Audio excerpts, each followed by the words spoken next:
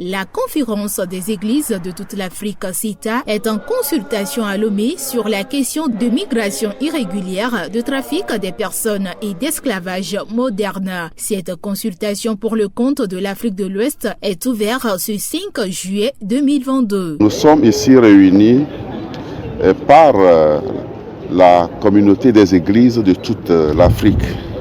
Le souci majeur, c'est de réfléchir et approfondir les idées sur la question de l'immigration et surtout l'esclavage moderne des êtres humains. Et surtout par rapport à tout ce qui se passe dans le monde entier aujourd'hui concernant la souffrance, surtout de nos frères et sœurs qui, malgré leur volonté d'appartenir à leur patrie, leur amour de leur pays, sont obligés de risquer leur vie en traversant le désert et en traversant la mer pour aller chercher un mieux vivre, un mieux-être ailleurs. Parce que ils ont perdu tout espoir. Notre rencontre voudrait attaquer le taureau par les cornes et poser des actions fortes pour interpeller nos gouvernants et montrer que notre continent africain est le paradis. Dieu a déjà béni l'Afrique en nous dotant de richesses innombrables. Et malheureusement, ces richesses deviennent plutôt notre source de malheur. Parce que ces richesses sont convoitées par des puissances internationales, sont convoitées par des entreprises, des multinationales qui s'organisent pour semer la zizanie. People have been, in a way, asked to leave the country in the pretext that they will be going to work and they will be paid if they go to work. But when they are taken out of their country and taken to either the Arab country or somewhere, they are not paid the way they are promised. They are beaten, they are treated badly, their traveling documents are taken away from them and they don't give them access to anybody.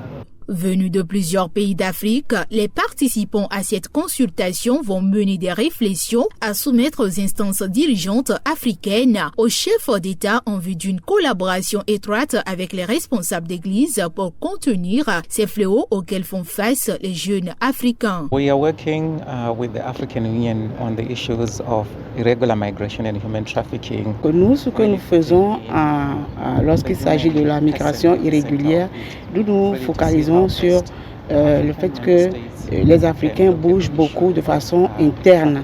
C'est comme on peut dire, les gens quittent le village pour la ville. Au niveau de l'Afrique, c'est que c'est entre les pays que nous bougeons.